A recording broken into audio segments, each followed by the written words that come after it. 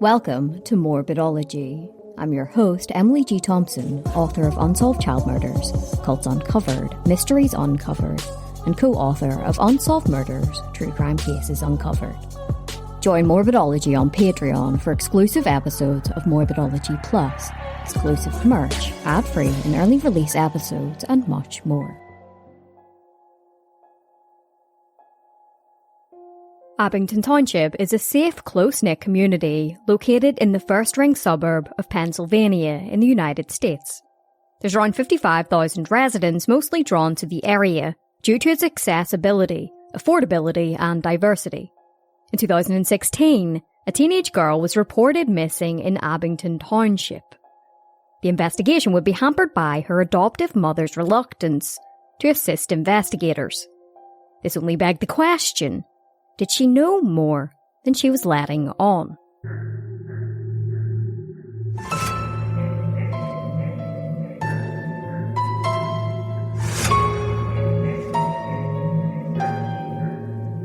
Grace Packer was born premature on the 14th of August 2001. She weighed a minuscule 4 pounds, and it was expected that she wouldn't survive more than 24 hours. Beating the odds, however, Grace was able to go home with her parents, Rose and Rodney Hunsicker, just a couple of days later. Grace had a particularly tough start in life. In 2004, her biological parents had their parental rights stripped from them after allegations were made that other adults in the home had been abusing other children in the home. Authorities believed that Rose and Rodney could not provide a safe home for Grace and her siblings, also in part because of Rose's mental health issues and Rodney's intellectual disabilities. Rose had been diagnosed with bipolar disorder and anxiety, and sometimes she failed to take her medication. Rose recollected, "When they said it was time to say goodbye, I said, I'm not saying goodbye to my children. I can't say goodbye, because goodbye means forever. I still remember my exact words. Mummy will always love you. Mummy will never forget you." Grace and her 2 siblings were placed into foster care. Then when Grace was 3 years old, she and her younger brother were fostered by Sarah and David Parker. 2 years later, they were adopted by the couple, while their 3rd sibling was adopted by another family, breaking them apart. Grace had a learning disability, and those who knew her said that she was exceptionally sweet and a kind young girl. She had a massive heart for those with intellectual disabilities and physical disabilities.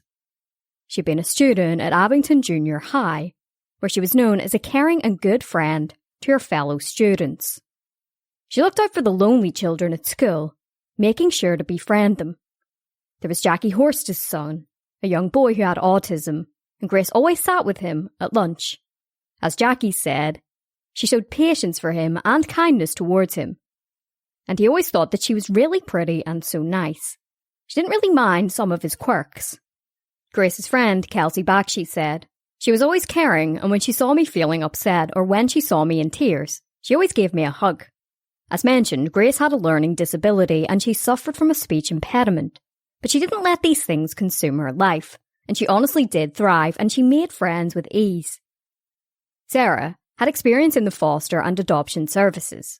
Between 1999 and 2002, she worked for Impact Project, which provides for youths placed in foster care through the juvenile probation or children and youth offices.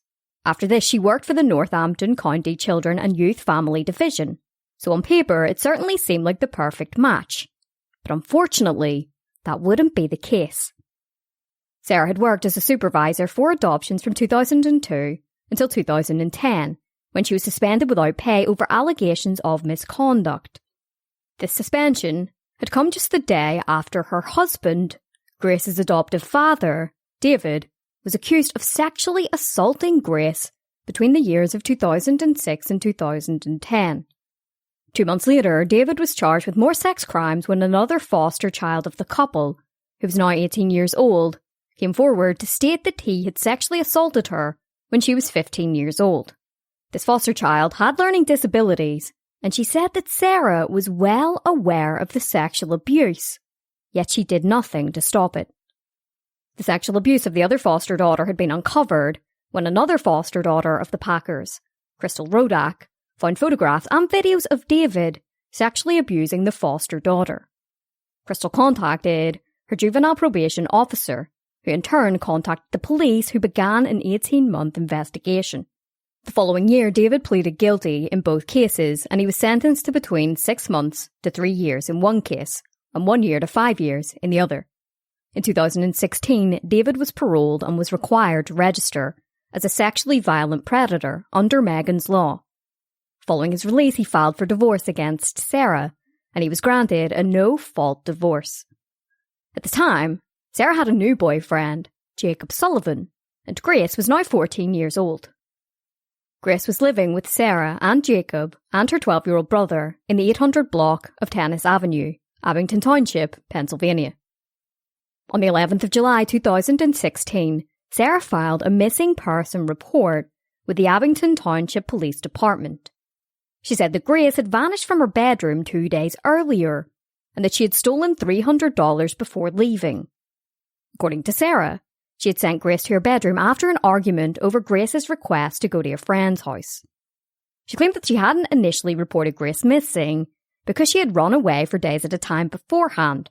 She described her daughter as overly stubborn, stating that she had behavioural disorders that manifested themselves when she didn't get her own way. Grace was described as standing at 5 foot 4 inches tall with brown hair. She weighed around 185 pounds. Police would ask the public to keep an eye out for Grace, and if they knew anything about her whereabouts, to get in contact. Then on Halloween, a father and son were driving along a winding road in Bear Creek Township in Luzerne County. They were there to go hunting, and they pulled up in a gravel turnout beside a hunting trail. Here, their dog picked up a scent and went bolting towards brush on a hill just around 10 yards away. The two men went to investigate what the dog had found. To their horror, it was a head and a torso. The two men immediately called 911, and investigators embarked on the scene. They cordoned off the area, removed the head and torso, and continued their search for more body parts. The following day, they found 2 arms and 2 legs with the assistance of canine sniffer dogs. The remains were transported to the medical examiner's office for a cause of death to be determined, as well as for an identification to be made. The remains were in such bad condition that it could be determined by sight that the victim was that of a white girl. Other than that, they were completely unidentifiable. At first, investigators had actually thought that the body had been that of an elderly woman. They had seen grey hair. Further inspection, however, showed that drain cleaner had been poured over the victim's face to obscure her features, and the chemicals had stripped the colour from her hair. Around the same time that the body was discovered, Sarah was arrested and charged with endangering the welfare of a child and obstructing administration of law. But while these charges were filed, there was no explanation as to why.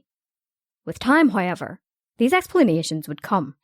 On the 21st of December, the district attorneys of Bucks, Montgomery and Luzerne County announced that they were going to be holding a joint press conference later that day to disclose some important developments in the search for Grace. They would announce that the dismembered body found on Halloween had been identified as Grace via dental records. The missing person investigation swiftly transformed into a murder investigation. The pathologist who had conducted Grace's autopsy would state that due to no insect infestation, Grace had been killed elsewhere and then her body had been stored for a period of time before being dumped. The wounds on Grace's dismembered body also showed that a saw had most likely been used to dismember her. The 3 district attorneys would publicly announce that they were at a loss as to who had killed Grace, and once again asked the public for their assistance, with Montgomery County District Attorney Kevin Steele announcing, "We're here because we're at a point where we need the public's help." The Backer family had no connection to Luzerne County or surrounding counties, but they encouraged the public to look at her photograph in the hopes that it would refresh someone's mind. However, they then announced that they were looking at Grace's own mother, Sarah, as a person of interest in the case. She had already been charged with child endangerment and obstructing administration of law. It would be disclosed that when Sarah had reported her daughter missing, she first of all took 2 days to report her missing. And even more suspicious She refused to provide a photograph of Grace to investigators until 2 months later. She failed to pick up any phone calls from investigators between the 8th of August and the 7th of September. Bucks County District Attorney Matthew Weintraub said, Sarah Packer failed to give accurate information to the police and otherwise impeded the investigation into her own daughter's missing person status, her disappearance. Then after reporting Grace missing, Sarah moved to Quakertown, Bucks County, with her 12-year-old son. Here, she enrolled him into the Quakertown School District, but she failed to enroll Grace. That in itself was extremely suspicious. It seems unlikely that a concerned parent would move elsewhere while their daughter was still missing. Also, when she moved, she didn't inform investigators that she had moved. She simply slipped off their radar. Moreover, Sarah had claimed that she and Grace had argued over Grace's request to go to a friend's house. Sarah had refused to tell investigators the name of this friend or an address, but investigators would identify the friend and would go to her home and speak with her and her mother. The mother and daughter said that there had been no arrangements for Grace to come over to their house. During the search for Grace, investigators had obtained a typed letter. It was addressed to Grace's family. It was purported to be from Grace, and it read that she was sorry for being a burden and for leaving the family. The letter closed with, "Sincerely, Grace." Investigators would analyse the letter and determine that the language used was not consistent with language that Grace would use, nor was it consistent with her academic and social skill level.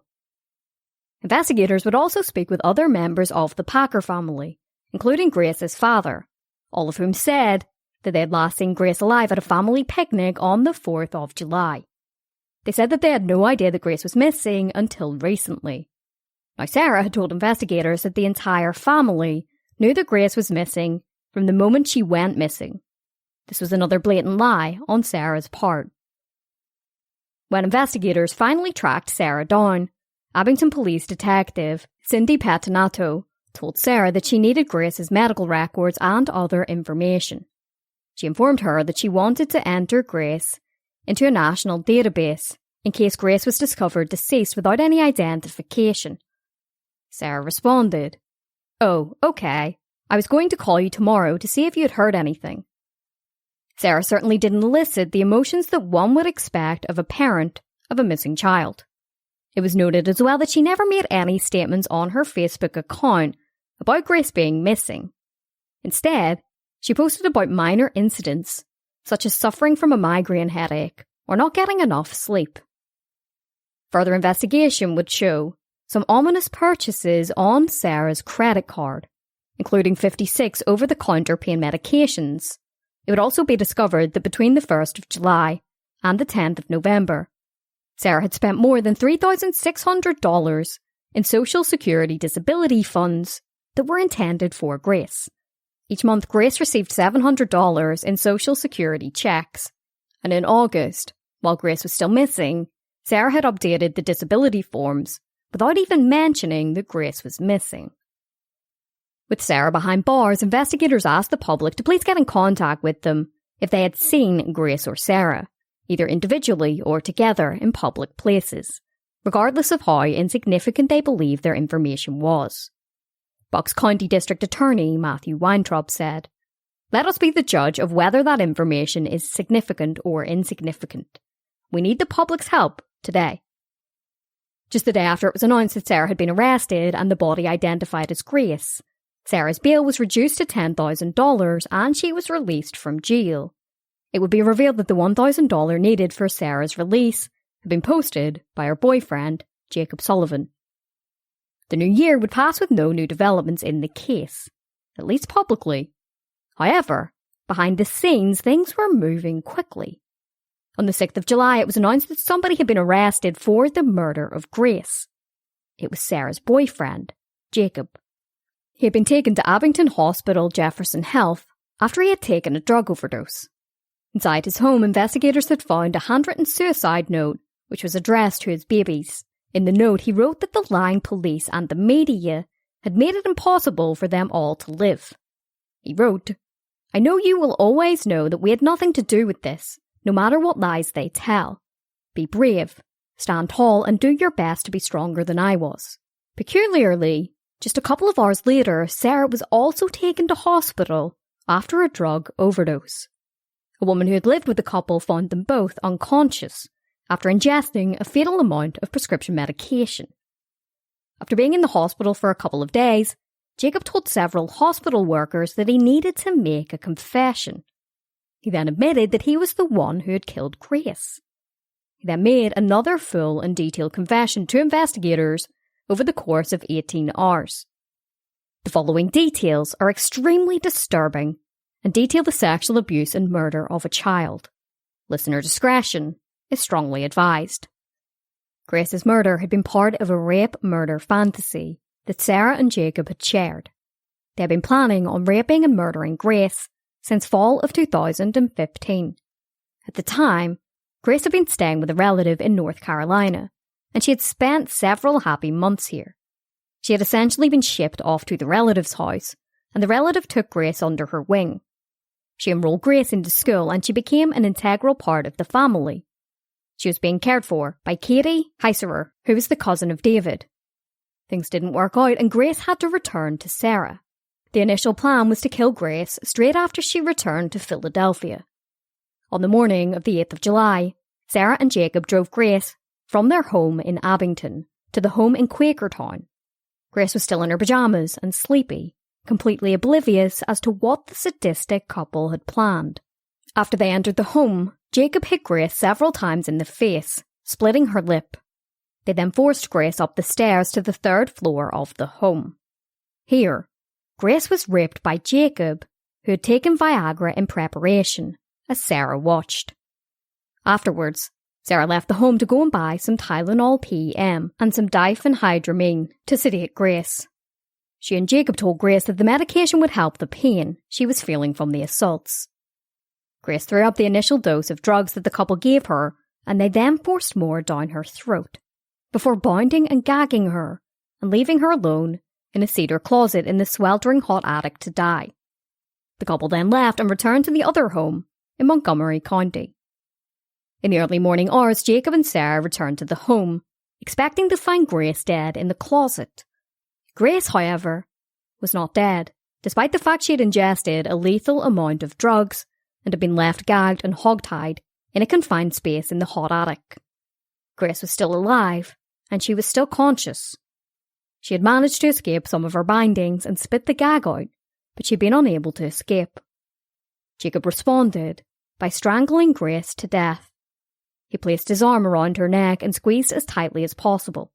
He chillingly told investigators that it took him much longer to squeeze the life out of Grace than he had anticipated. Grace was assaulted and killed over the course of 18 hours. He and Sarah then packed Grace's body in kitty litter and mothballs to try and conceal the stench of decomposition, and left her in the closet in the attic, where she remained until mid-October.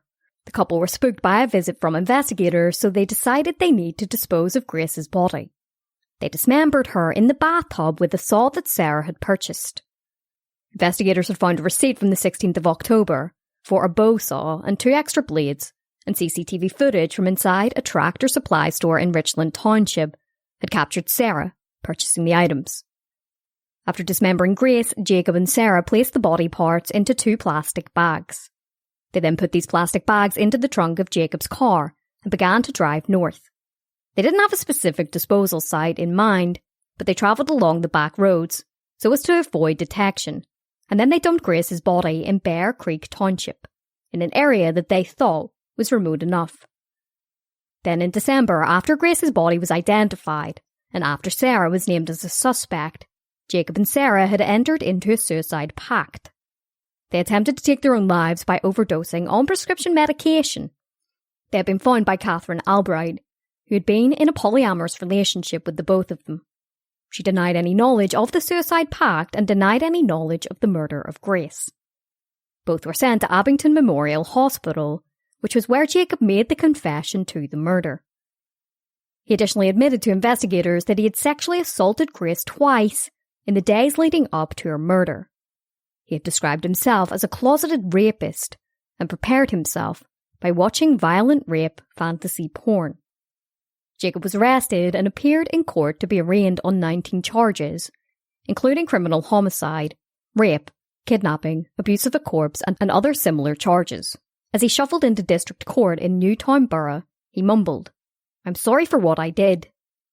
In court, Bucks County District Attorney Matthew Weintraub reiterated details of the murder, stating, "The hours and days leading up to her murder were probably the most horrible and traumatic that any person should ever have to experience." You could not write a horror movie with a worse script than that what was done to Grace Packer. District Judge Michael Petrucci ordered that Jacob be remanded to the Bucks County Correctional Facility and ordered him to be held without bail. Sarah would also be charged in connection with Grace's murder. Speaking about the missing person report that Sarah had filed, District Attorney Weintraub said, "That was all a lie. She was already murdered." Sarah would also be arrested after she was implicated in the grim murder of her own daughter by Jacob. She had already been charged in connection, but she had been freed on bail. Sarah was facing 17 charges, including homicide, kidnapping, abuse of a corpse, conspiracy, and other offences. In announcing the charges, District Attorney Weintraub said, "Grace Packer was a disposable child to these people. Who will now speak for Grace Packer? We will." The details of the case read like a horror story, but what happened to Grace was very much real. The community came together to try and provide Grace with a memorial service. A GoFundMe named Abington Loves Grace Memorial Fund was set up to pay for a memorial service, and it swelled well over the target of $3,500. Since more had been raised than needed, it was announced that the excess funds would be going towards a scholarship for a child with special needs, which was something Grace would have wanted. Many parents had wanted to shield their children from the gruesome details of the case, while Abington Junior High School principal, Mark Palico, sent a letter to the parents, saying that the district was saddened by the tragedy. He also encouraged parents to be supportive of their children and be open with any questions that they may have. It read in part, "Her death is sure to raise many emotions, concerns and questions for our entire community, especially our students. We should expect and try to understand that there will be a variety of emotions and responses to what has occurred." The letter also included some tips from the National Association of School Psychologists in how to speak with children, and announced that they would be offering counselling if any child needed it. A community memorial service was also planned for Grace at the New Life Presbyterian Church in Glenside, Pennsylvania on the 16th of January. Grace's biological mother, Rose, would speak to the media and say that she had trusted the system would give her daughter a wonderful home. She said that she hadn't had any interaction with her daughter since 2004, when her parental rights were stripped away, but every now and then she and Rodney received updates about the 3 children they had lost. The family's lawyer at the time, David Turnetta, had fought for them to keep their 3 young children. He referred to Rose as a good person who had perhaps lacked the money and skills to care for her children. After Grace and her siblings were removed from their care, the couple had struggled tremendously and were homeless on and off for several years. Rose said, "If I could go back in time with the time machine, I would fix my mistakes. I would fix every mistake that I made just so my daughter would be here today." Rose and Rodney would grant an interview to Reading Eagle. "I'm a mother. I will protect my children. And I feel very hurtful and very, mad at myself for not being able to protect Grace. When she, was in that hot attic dying by herself, she was alone, taking her last breath. She was alone, being raped. She was alone, I couldn't even imagine the feelings that little girl was feeling. I can't imagine any feeling that little girl was feeling. Well, from my perspective, as being a biological mother that lost her child, it's hard. I want people to realize that I'm not, the bad person that Miss Packer put me out to be. I was young, I was a teenager, I made mistakes as a parent. As details of the murder swept throughout the nation, investigators in several northeast Pennsylvania counties announced that they were looking into whether Sarah and her ex-husband David had fostered any other children and whether these children had also been abused. It was known that David had abused Grace and another foster child, but could there have been more? It would be uncovered that Sarah had fostered a total of 30 children with David before he was arrested for the sexual abuse of Grace and her foster sister. They had lived a transient life in northeast Pennsylvania between 2000 and 2010 when they fostered the children. The fostering only came to a stop when David was arrested. Despite the fact there were accusations that Sarah knew about the sexual abuse and did nothing to stop it, she was still allowed to keep Grace and Grace's brother.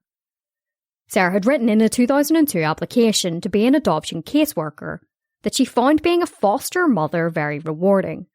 She said she wanted a career working with children so that she could make a difference in their lives.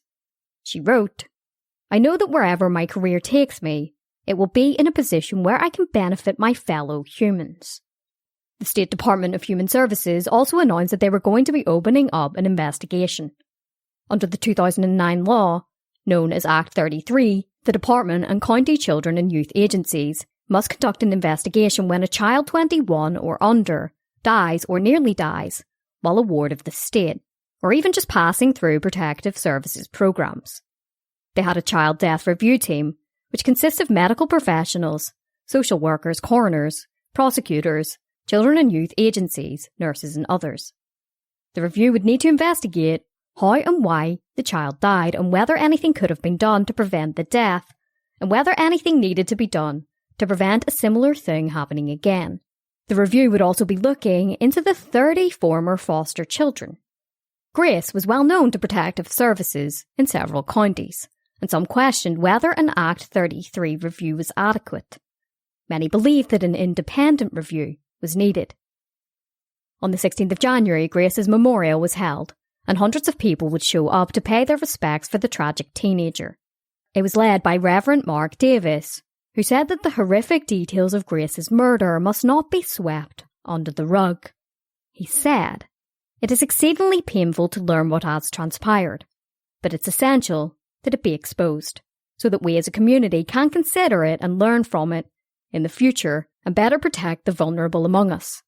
A group of Grace's friends from school came to the memorial and recollected some fond memories. Grace had been looking forward to getting her first ever cell phone at the end of 9th grade. Some of them said that Grace sometimes came to school hungry and had confided in them that she didn't think her adoptive mother liked her, let alone loved her. They said that Grace loved giving out hugs and would make sure to help them with their homework when needed. Grace was remembered as a lover of butterflies and full of girly giggles. She loved playing outside with her friends, and she was the friend that everybody could depend on. During happier times, Grace got manicures with her friends and she played mini golf. She had also been a massive animal lover, in particular cats, and she never turned down the opportunity to delve into a good book or go to the local swimming pool. The memorial included songs, readings, and poems, as well as the reading of an obituary, which read, "While she deeply cared for others, her one true wish was to feel like she belonged." At the front of the church sat flowers and photographs of Grace alongside a note to a friend from Grace, which read, "Bobby, you're an amazing person." Grace always wanted her friends to know how appreciated they were. The organisers of the memorial announced that they were raising money for a foundation that would help foster children in need. It was called On Gracie's Wings, in a nod to Grace's love for butterflies. Following the memorial, the crowd went to the North Penn VFW for a luncheon and discussed the warning signs of child abuse. Afterwards, they released balloons into the sky. They were purple and pink, Grace's favourite colours. Back at Bucks County Prison, Sarah was being held on suicide watch. According to her defence lawyer, Keith Williams, she was devastated by the allegations. He also questioned the credibility of Jacob, stating, "It makes very little sense to me that he would claim to be falsely accused in his suicide note, but as soon as he doesn't die, he's confessing to anyone who will listen." The case was a death penalty case, which meant that both Sarah and Jacob were entitled to 2 defence lawyers, and Sarah's defence lawyer said that they would be having Sarah examined by a mental health expert. The Packer household had been a revolving door of foster children over the years, and there were many who came and went who remembered Grace.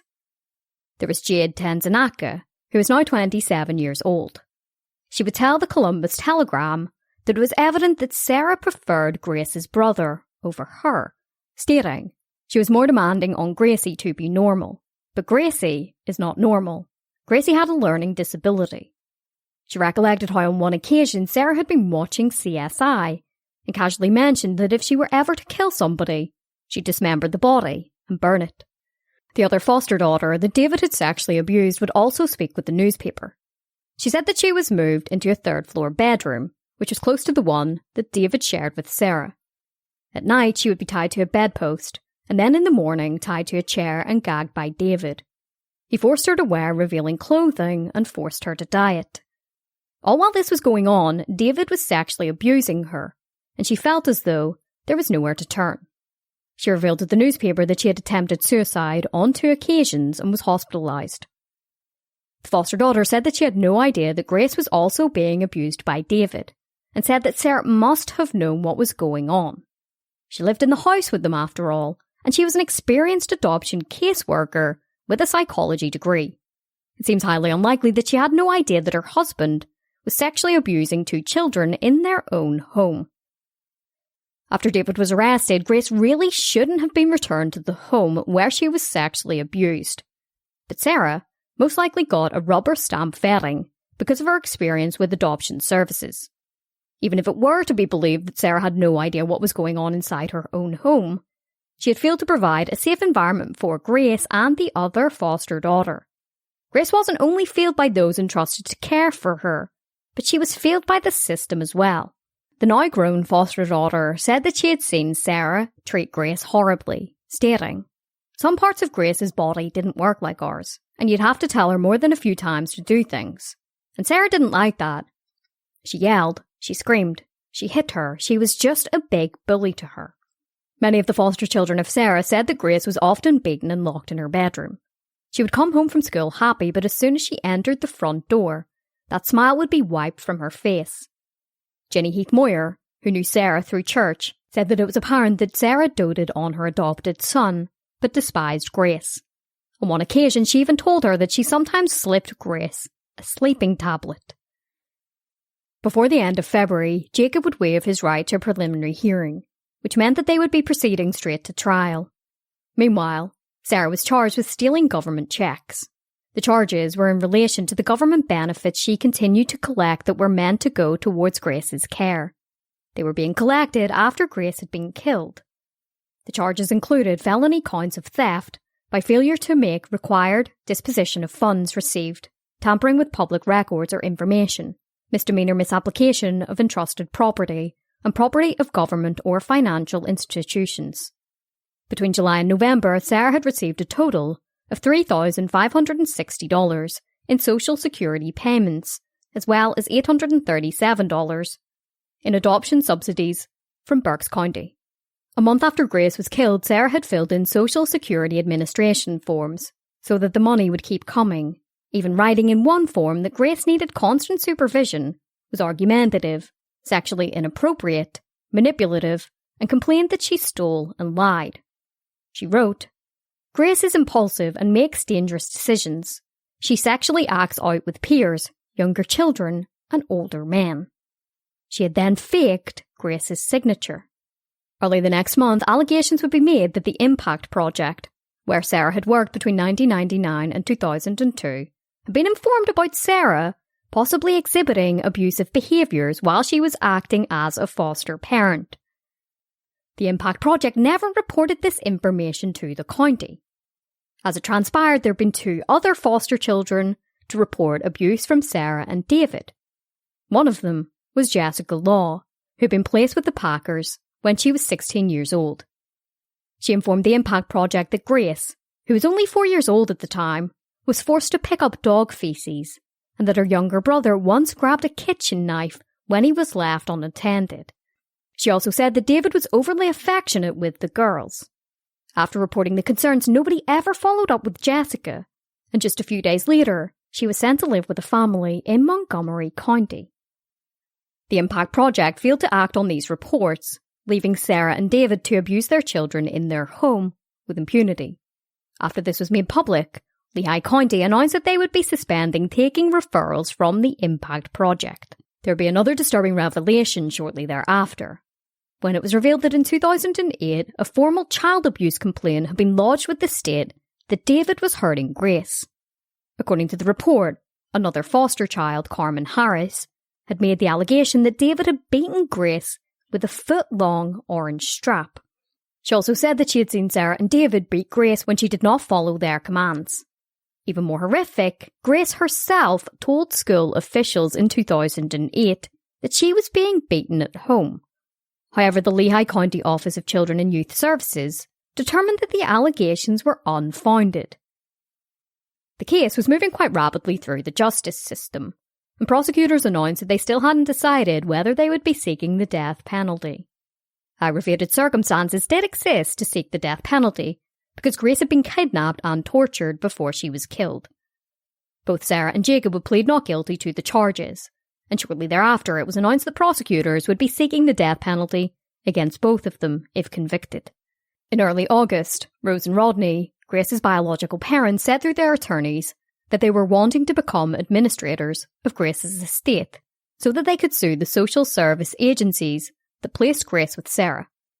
This was then challenged by Warren and Evelyn Packer, Grace's adoptive grandparents and the parents of David. In their response, they said that they questioned Rose and Rodney's interest in Grace's estate, but Rose and Rodney hit back, saying that they believed that Grace's adoptive grandparents knew that she was being physically and verbally abused at home, yet did nothing to help her.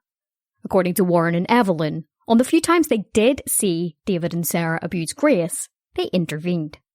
As the biological and adoptive families were battling it out in court, a trial date would be set for September of 2018. Prosecutors wanted Sarah and Jacob to be tried together during one trial, but they would ultimately withdraw their request, which meant that absent of a change of plea to guilty, there were going to be 2 murder trials. Jacob's defence team would try and get his confession thrown out of evidence, and some details about this confession would finally be publicised. When Jacob had confessed, he stated to one of the nurses, "I don't know why they're coming down hard on Sarah. I killed her. Gracie was a nightmare." He also said during his confession that he and Sarah didn't want to care for Grace anymore and had considered giving up custody, but then they decided they would keep her for the money. While Sarah and Jacob had been planning on raping and murdering Grace for quite some time, Jacob said during his confession that he didn't want the murder to be what he described as a terror show for Grace. He admitted that he had been sexually abusing Grace for a couple of days before the murder. He chillingly stated, "I wanted to make sure she had some fun," before adding, "It wasn't really just to be mean. Obviously, it was mean, but it was just a kind of weird fantasy type of thing." He said that he had punched Grace in the face before raping her, because it was just a weird fantasy thing. And after the sexual assault had taken place, Grace was crying and scared, and he tried to calm her down. Jacob then described the dismemberment of Grace like wrestling a 20-size bigger turkey. Jacob went on to say to investigators, "I would rather die than have had this happen to me. It was no fun. We didn't enjoy it. It was all stress and trauma," before describing his life after the murder as being akin to an immersive experience in a video game. He then expressed his desire to be placed in protective custody in jail as opposed to in general population, telling the investigators that the only reason he'd cooperated was under the hopes that they would accept this request, ironically stating, "I just don't want to be murdered in jail." The defence team had wanted this confession thrown out, and as a decision was still underway, it was decided by the court that neither Grace's biological parents or her adopted grandparents should have control over her estate. This meant that a court-appointed administrator would handle Grace's estate. The 2 murder trials were then pushed back until 2019, and in January of that year, Jacob's defence lawyers would reveal that they planned on arguing that Sarah had been the mastermind behind the murder. Defence Jack Fagan told the judge that Sarah's relationship with Grace was contentious at best. It was clear that Jacob had now turned on Sarah in a bid to save his own skin. However, the following month, Jacob appeared in court where he pleaded guilty to the rape, murder and dismemberment of Grace. As he was in the process of formalising his plea, the proceeding was stopped when he began to complain about a headache and a spike in his blood pressure. An ambulance needed to be called. He would return to court a couple of days later to complete his guilty plea. Prosecutors revealed during the hearing that Sarah had been cooperating with them and was planning on pleading guilty as part of a plea agreement to avoid the death penalty. But first, it would be time for the sentencing phase for Jacob.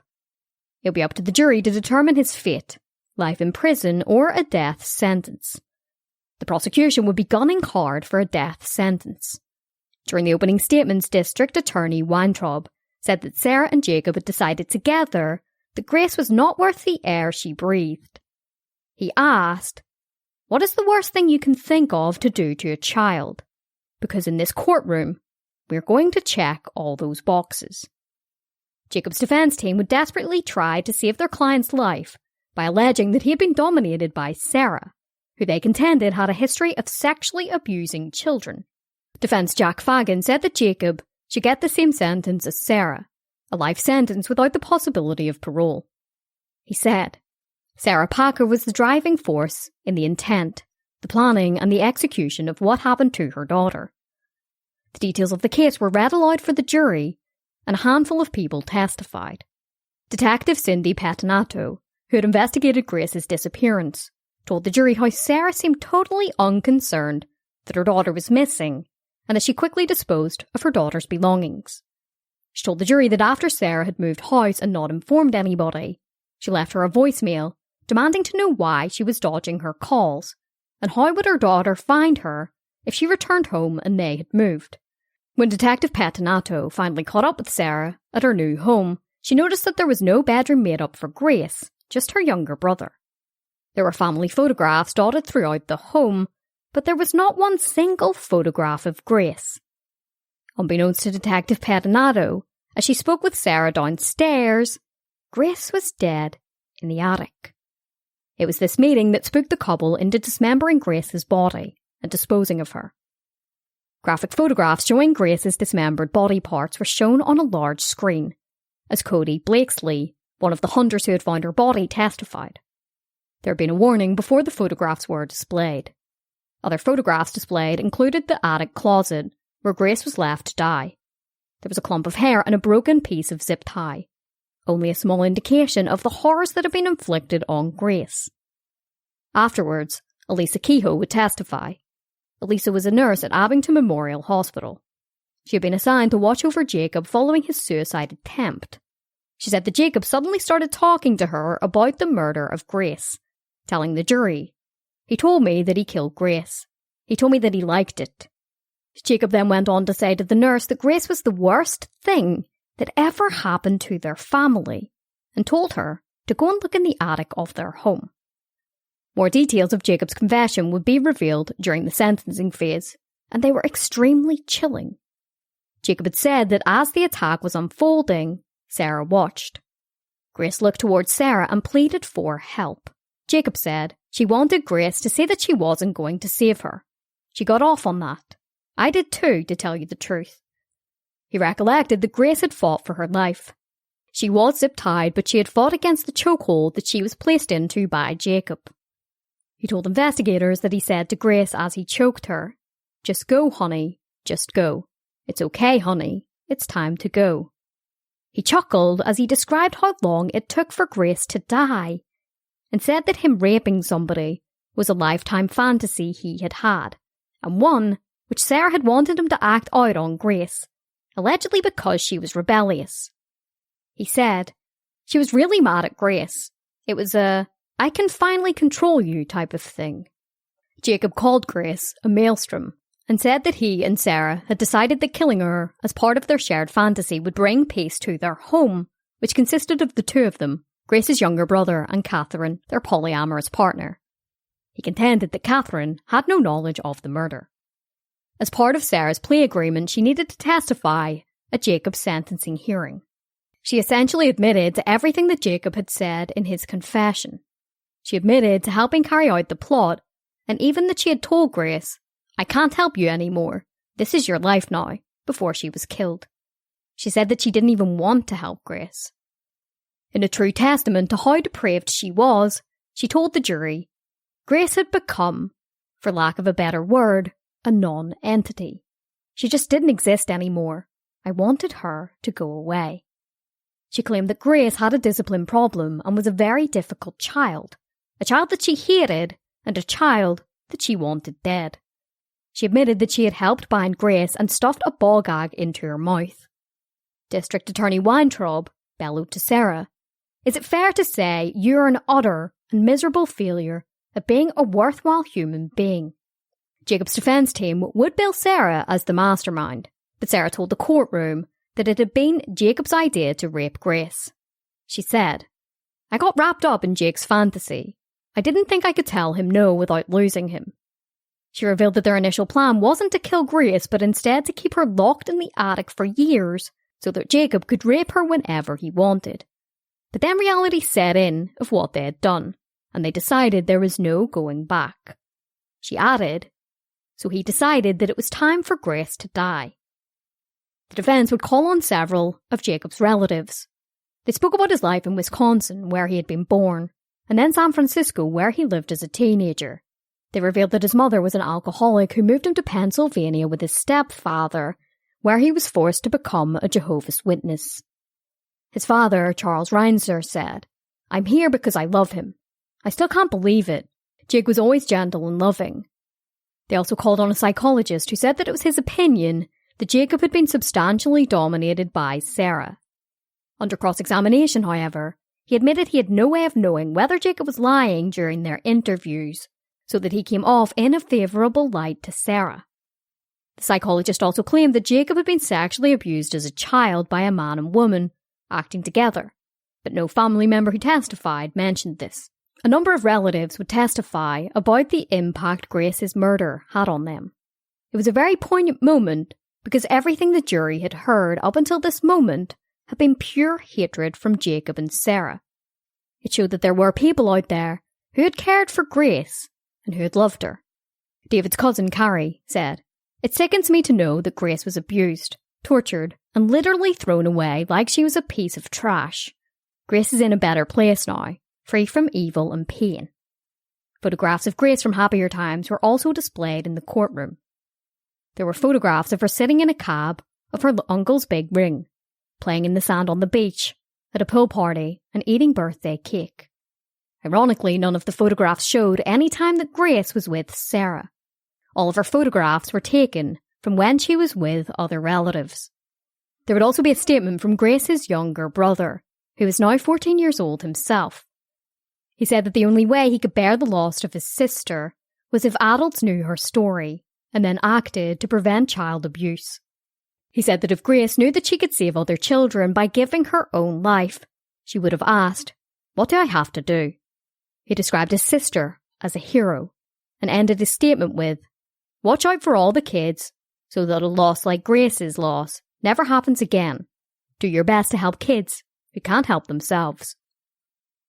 It would now be up to the jury to determine Jacob's fate. They needed to make a unanimous decision to impose the death penalty. Otherwise, Jacob would be sentenced to life in prison without parole.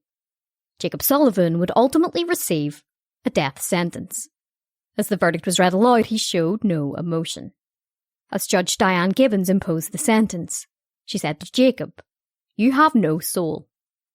Outside of court, District Attorney Weintraub spoke to ABC Philadelphia. Candidly, I'm sure I'm anticipating what you're all going to ask me. What do I think of the sentence? He got what he deserved, plain and simple. The following day, Sarah Packer would be sentenced to life in prison without the possibility of parole. Judge Diane Gibbons would address her, stating, "Evil attracts evil. Evil recognizes evil. And in Jacob Sullivan, you found one of your own. You like rape. You like murder. That is a fact." Neither Jacob nor Sarah ever made a statement during their sentencing phases. They never apologised for what they had done to Grace. A state report would be released after the sentences were handed down, which suggested changes to child welfare agencies, changes which could have ultimately saved Grace's life if they had have been implemented earlier. The report found that numerous red flags had been raised about Grace's safety. It described a badly frayed social safety net where information had not been shared among jurisdictions and that the services provided to Grace were not effective. With the Joe behind bars, the case should have ended there, at least until the day that Jacob was strapped to a gurney and pumped with the drugs to end his life. However, on the 30th of April 2020, Jacob died from a ruptured aortic aneurysm behind bars. He was 47 years old and had just spent 1 year on death row. District Attorney Weintraub would state, "He plainly got what he deserved, just a lot sooner than we expected. It certainly means that there is one less torturous appeal process we and Grace's family will have to endure. And for that, we're grateful." Then in September of 2021, Grace's Law was unveiled. It included 3 pieces of legislation which would push for more accountability and protection in the foster care system. The legislation included House Bill 1845, which would define a valid report in the state's Child Protective Services law. House Bill 1843, which would implement a statewide child welfare case management system by the end of 2022. House Bill 1844, which would change the requirement to retain case records from 1 year or 10 years to 30 years. The foster care system had truly failed Grace, and she should have been removed from Sarah's custody as soon as David was investigated. The purpose of Grace's Law is to hopefully prevent what happened to Grace ever happening to another child. It was a cold Halloween night when Grace Packer's dismembered body was found in a lonely forest. Grace had suffered a slow and agonising death, but long before this moment she had been the victim of repeated neglect and abuse. When David Packer was sent to prison for the sexual abuse, it should have been a moment of jubilation for Grace. But the abuser was simply just replaced by another abuser, Jacob Sullivan. Instead of being a member of a loving family like she deserved, Grace was seen as nothing more than a means of a sick and sadistic fantasy. A fantasy shared between 2 disgusting individuals.